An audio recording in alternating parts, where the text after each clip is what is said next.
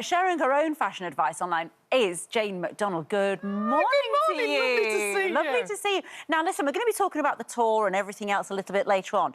But you share your fashion tips with your Instagram followers, don't you? And you do it in such an honest way because you're like, listen, I don't like my arms, I do this. Yeah. This is what to do as you get older. What are your main tips, Jane? Well, I think cover the bits that you don't like. Right, head to toe. No. That's that, really. You've all got good bits. Don't ever forget that. You've all got something that is absolutely fabulous on you. And I think that's what you have to accentuate. So I know I've got good shoulders, I've got good legs. Rest of me, forget it. No. So I tend to have tight-fitting things on legs. You know, you walked in and I thought, look at her legs. Just give a stand up a minute, Jane.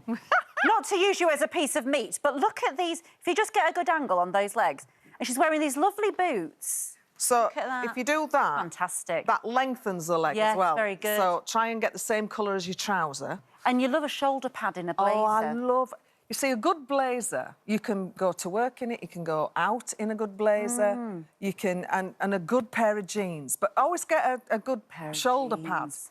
You know, I know it's very 80s, but especially for a more mature lady... Yeah. The shoulder pad makes you stand better, because we tend to do this as we get older.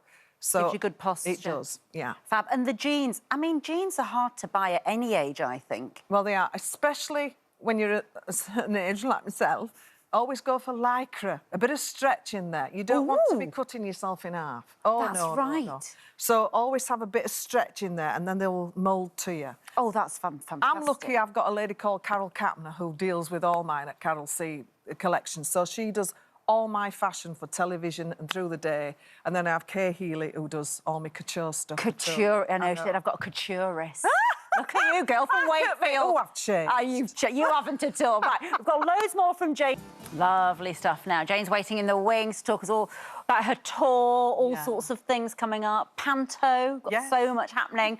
But look, love you. See you in a sec. Right, we've watched her travel everywhere, from the Caribbean to the Canary Islands, but this October, national treasure Jane McDonald is staying in the UK as she returns to music for her new tour. Good morning to you. Good morning. It's so lovely to see you. It's lovely to see you. Well, this is great news. You know, we've seen you do all your travel shows, which have won BAFTAs, you've won awards for them, but you're getting back to the music. And actually, you're going to play the piano. Yeah. You're going to be, you know, doing your usual Yorkshire wit. I can't help that. I think that's a bit of nerves, is the chatter.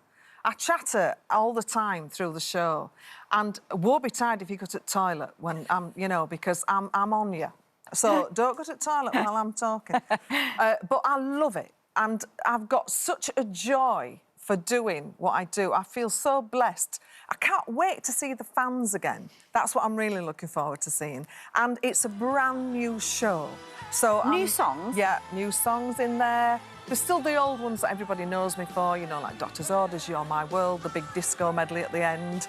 But this, and a lot of my songs that I've written as well.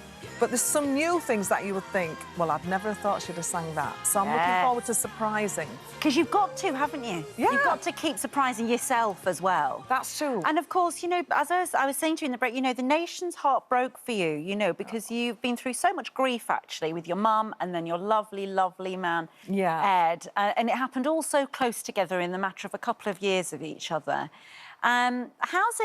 How are you? I mean, how's it been? And is singing part of you getting back on track? You have to find your way of dealing with it. It's not easy. It never leaves you either.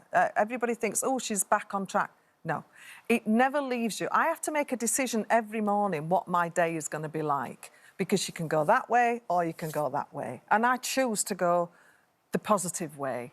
And it's not always easy. It's not always easy. And if you have a bad day, that's fine. Have a bad day.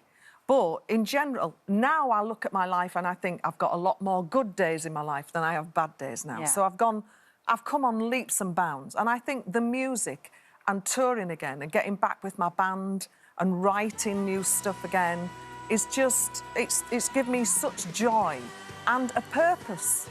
My purpose is to go out and entertain. Yeah. And I think once you've found your purpose in life, everything just comes together. And that's, I feel my purpose now is to get back on that stage. And it's so interesting, isn't it? Because, I mean, I was just looking at a very old interview that you did. It was 2008, I think.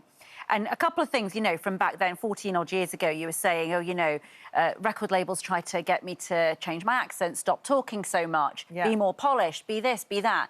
And you went, I'm not doing any of that because that isn't what my fans want and it's not who I am. So you stuck to your guns in a way about how you were going to be, and that has been the core of your enormous success. But you also, in that interview, talked about how in this very building, you looked up on the telly and Ed was on This Morning. He was, yeah. You're a lovely man, because he was a drummer, wasn't he? That's right. Yeah. He was a drummer in the Searchers at that time. And I looked up and I was having my makeup done by lovely Donna. And I said, oh, I used to go out with him. And she said, well, go and say hello. I said, I can't say hello. I haven't seen him for years. He might not know who I am. And you'd seen each other when you used to do, you sort of do the, not the pubs and clubs, yeah, we used to play the same theatres, and he'd be signing and my poster would be behind him. Yeah. But I never knew he was in the Searchers at that time.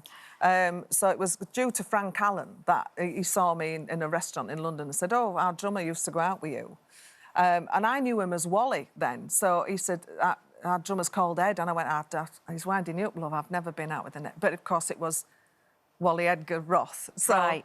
That's... And so in this building, so then the makeup artist, the one who had done Ed as well, were like, go on. Yeah, go say hello. You're in the same building, go and say hello. Yeah. And that was it. And I had the most amazing 13 years with this man. And that's what I think of, how lucky I am and how blessed I've been to have that time with him and know real love. Yeah. So I'm blessed. And you will pay tribute to both him and I think your beloved mum as well in the show. Is that right, with some particular songs? Yeah, I wrote a secondary song for my mother. I wrote a song called The Hand That Leads Me, which is going to be a weepy moment in the show, so get ready, fans, bring your tissues, because it's me just sat acoustically at the piano playing this song for my mother and singing it. But then You Still Lead Me was the follow-up. But just as Ed became ill, I'd recorded that song, so it's got a double meaning, really. Yeah. But it's for everybody. This is how I get through the show. I don't think of it as my song, I think it as their song. Yeah. Because there's so many people out there that have gone through exactly what I have. Yeah. So the songs are for you, not for me. It's wonderful. And that's how I get through it. You're very, very busy.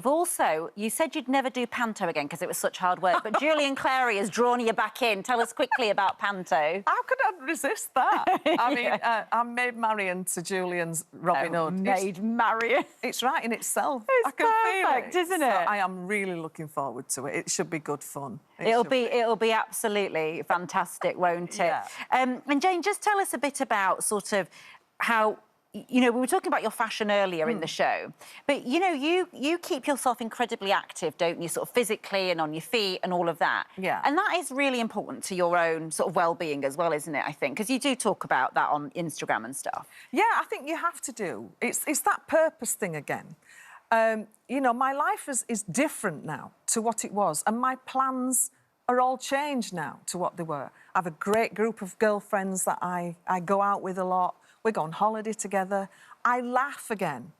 And there's that one moment when you look in the mirror and you think, I know you. You're back. And I feel as if I'm back. And it's the music and seeing the fans again on tour that are going to bring all that joy. And that's why I've called it With All My Love, because I love them so much and they helped me through such an incredibly difficult time. Well, so it's you are loved. You know, we had Adele Roberts on, who's getting married. She said she wants you to sing at a wedding. I'm there, love. I'm there. You got it, Adele. There you go. Jane's tour With All My Love starts in October. Lovely, lovely to see you. And you too. That's...